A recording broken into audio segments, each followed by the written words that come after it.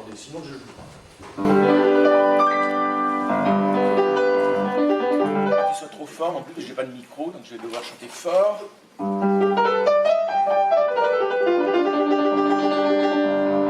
Ça s'appelle le peintre des cabinets. Tout petit déjà, c'était classique. Gloire à mes talents artistiques. Chaque fois qu'on me mettait sur mon pot, fallait que j'extériorise ma libido. De nos jours dans les lieux d'aisance, je graffite encore en silence. Au feutre, au bic ou au couteau, j'agrémente les chasses d'eau. Pour 30 centimes, je prends mon pied, sans toile, sans cadre, je suis balai. À même la cloison des latrines, dans les relents féconds je m'exprime.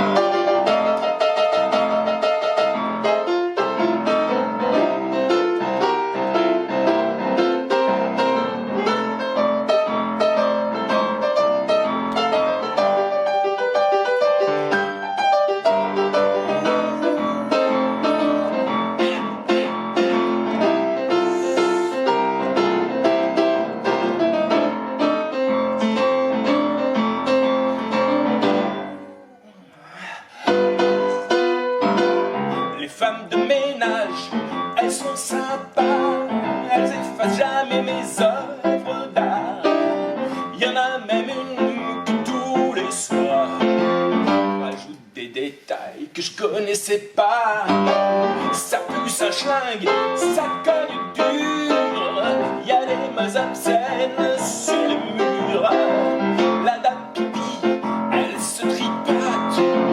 Je suis témoin, la patte culotte.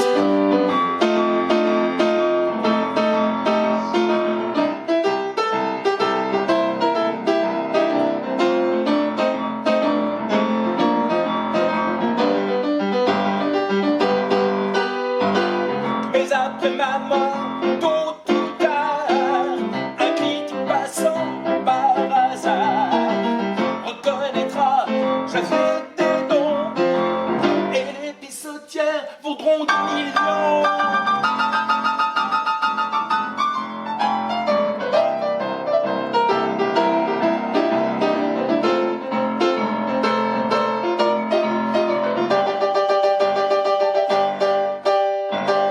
Mais après ma mort, tôt ou tard, Ifraignant passant par hasard reconnaîtra, je fais des dons, les pissotières vaudront des millions.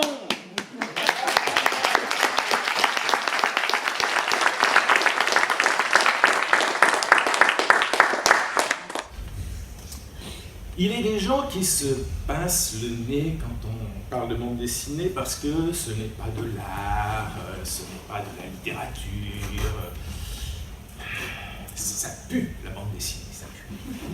Et ces gens ont peut-être raison sur un point, c'est qu'il y a bien historiquement un lien entre bande dessinée et mauvaise odeur, car dès le premier album de bande dessinée en 1833, il y avait des gags sur les flatulences. C'est très peu connu. Dans Histoire de Monsieur Jabot, du Suisse Rodolphe Töpfer, qui est l'inventeur de ce qu'il appelait les histoires en estampes, c'est-à-dire le premier auteur à avoir conçu et théorisé ce qui va devenir l'album de bande dessinée aujourd'hui.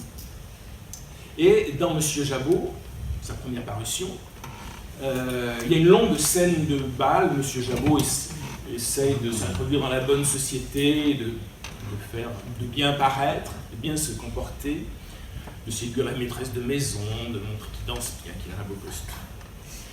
Et je vous lis le texte, vous ne pouvez peut-être pas très bien lire sous la première case. Monsieur Jabot, ayant eu un malheur, un léger nuage compromet ses succès et les gens derrière lui dans la salle de bal se bouchent le nez. À la suite de quoi, c'est la page 10, on ouvre les fenêtres en réclamant de l'air, de l'air. Premier album de bande dessinée, premier P, et ce qui m'intéresse plus au point, première censure, c'est mon dada de journaliste, la censure, et la représentation du P et la censure ont un peu partie liée. Ça, c'est ce que Töpffer a dessiné. Mais ce n'est pas ce qui est paru, ce que le grand public a connu. Voilà ce qui est paru. Parce que Töpffer d'abord l'a fait lire à des amis, l'a fait lire aux enfants, il dirigeait une école privée, c'était pour les amuser. Mais quand il est question de le faire paraître au grand public, il en fait un petit tirage pour être connu par les proches. Et un ami lui dit le coup du P, c'est pas de bon goût, qu'il devrait le supprimer. On a des courriers où il remercie cet ami de son conseil. Et donc voilà, il a redessiné la page 10, hein, et il est dit que M. Jabot fait des gestes de bon goût. Heureusement, ce n'était pas le seul P de l'album. Il sera concerné un deuxième P, incongru et peut-être même pas compris par les lecteurs. J'en ai parlé à plusieurs spécialistes de Töpffer, des gens qui avaient écrit des livres sur Töpffer, qui m'ont répondu non, ça ne pète pas dans Töpffer. Ben, page 29, je vous lis les textes. Monsieur Jabot, ayant entendu un petit bruit, s'arrête tout court. Le bruit partant de derrière Monsieur Jabot se retourne subitement et ne voit rien. Monsieur Jabot va se coucher, très décidé à changer totalement son régime dès le lendemain. Donc, c'était un gag à répétition. La première occurrence ayant été supprimée, la seconde est devenue peu claire.